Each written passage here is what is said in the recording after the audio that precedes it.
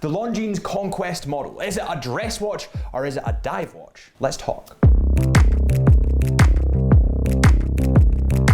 Welcome back to Time on the Wrist at Chisholm Hunter. My name is Harrison, and on this channel we talk pretty much only about watches, which is the best bit about the channel. Today we have the two Longines Conquest models. We have the blue and we have the black, and we're discussing whether it's a dress watch or whether it's a dive watch, because to be honest, there's traits of both. By the way, the reason that we are reviewing this today is because you requested it in the comments. So thank you so much for requesting that. We really appreciate that. If you want us to review anything in particular, make sure you drop it in the comments. Let's begin with the specs and then compare the specs of this watch with dress watches and dive watches, and then figure out which one it is, because to be honest, I'm not really sure. First things first, we have a 41mm diameter on this watch. However, after taking it out in town, it was raining today by the way, you might be able to tell by the hair, but after taking it out in town, it does wear that little bit bigger. And I think this is partially due to the face being quite large and also the bezel being quite minimal. It has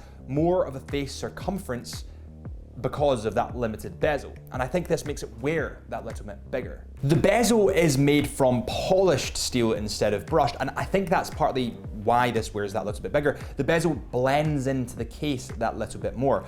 I'm actually a big fan of polished steel. I think it reflects the light beautifully, but polished steel is normally used on dress watches, and this comes in 41mm in diameter but wears that little bit bigger, which is more of a sports or diving watch size.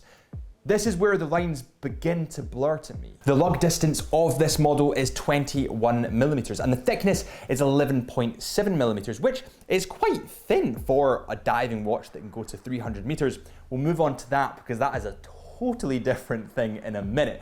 But that is quite thin for a diver, and I quite like this. It has that elegant feel, but it leans more into the dress watch category. This is going to be a long video. The lug to lug measurements could not be found online, so I decided to get my toolkit out, which you guys know I love to do on this channel. And the lugs are actually quite elongated, and the lug to lug is coming in to me at 50.6mm. It might be slightly under based on this measurement, but that's a rough representation, and that's chunky. That is more towards the sports kind of vibe, but the lugs are more elongated and more elegant, which would play into the dress category. Do you understand where my headspace is? Let's get this watch on the scales and see how much it weighs. Full disclosure, the weight doesn't make it a dive or a dress watch, it's just cool to figure it out and I like using the tools. It comes in at 100 grams, which is what it weighs.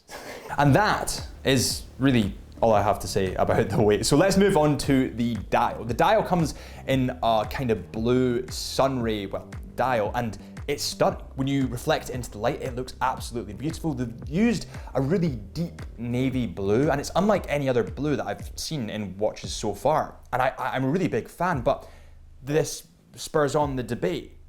Dive watches normally just have lacquered dials, because why would you need a sunray pattern on a dive watch?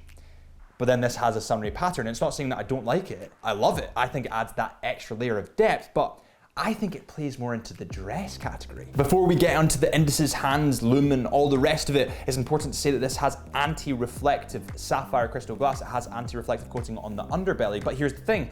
Normally anti-reflective coating goes on dive watches because it's cleaner to see the dial under the water. So this makes it more of a dive watch. Can you see where I'm going with this? The date window is positioned quite comfortably at 3 o'clock on this dial, diving back into it. And obviously, my personal preference for date windows is normally 6 o'clock. However, I can see the attraction in the 3 o'clock date window. This is honestly just something that is, well, personal preference. Would you prefer a date window at 6 o'clock or 3 o'clock? Can we settle the debate today? I say 6 o'clock. What do you think? Moving on to the hands and the indices, they are highly polished and play wonderfully with that dark blue dial. There's a real contrast there, and it's very easy to read. By the way, there actually isn't any lume on this watch, which again plays into the hands of the dress watch category. Moving on to the crown and the crown guards, well, that's that's pretty much what I wanted to say, is that they have crown and crown guards. That I've explained myself. But what I was trying to say is that on diving watches, they normally have this. It's because they want to protect the screw down crown, which allows the water resistance of 300 meters. But on dress watches, they don't have a big prominent crown or crown guards like this. So this plays into the category of the dive watch. And then we get to the Caseback before we move on to the movement. It has a closed Caseback. This is because it has a water resistance of 300 meters, which again makes it more of a sports watch or a dive watch because of that closed Caseback. On dress watches, normally they open the Caseback to see the intricacies of the movement, but being more of a sporty watch, this has closed Caseback. So it's kind of even at the moment, but the next couple of points, it will lean one way. I'm going to pause this video for 2 seconds before we move on to the beautiful movement to say a huge thank you to you sitting at home or on the subway or wherever you are watching this video, because we have hit 5,000 subscribers. This is bigger than I ever thought this channel would get, and same with Drew. This channel is a piece of me and Drew, and we are creating something really, really special here, a really incredible watch community. So if you could hit that subscribe button, we would really appreciate it. The movement in this model is where this watch really shines through for me. It has the L888 movement, which beats at a frequency of 25,200 VPH and has a power reserve of 72 hours. All of this for £920.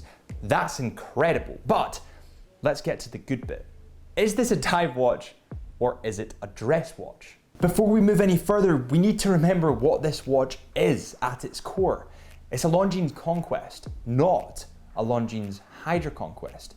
It has taken the movement, the water resistance, the crown guards and the crown from the Hydra Conquest, but it's dropped the lume, it's dropped the bezel, it's dropped a couple of other features to make it more dressy. I think this falls under the dress watch category with the added benefit of having the functionality of a dive watch. I'm a big fan of this model, but I think it's a dress watch. So at the end of the day, I have decided that it is a dress watch, but that is just my humble opinion.